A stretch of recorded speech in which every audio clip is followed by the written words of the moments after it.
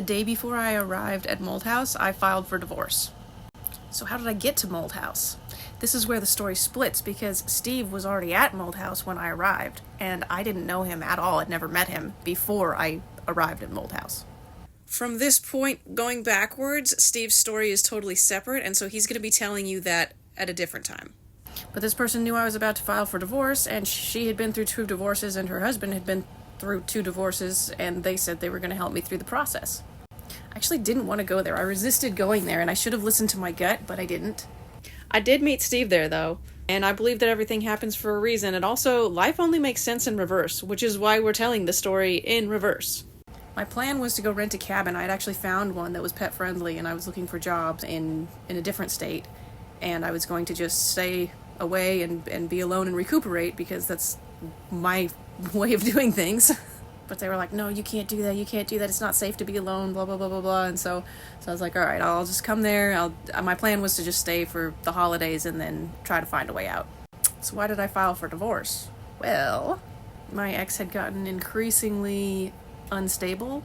He was drinking and smoking marijuana constantly.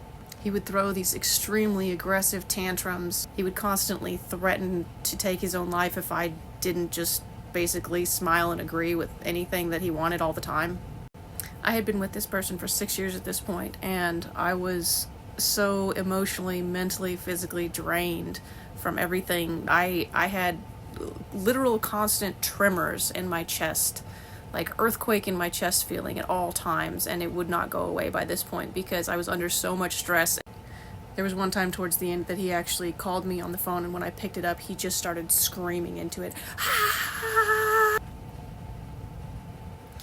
It was a very scary situation, and when I confronted his family about his tantrums, they basically said, oh, you just need to talk to him, just talk to him. I had been attempting to talk to this person for 6 years. There was no talking to this person.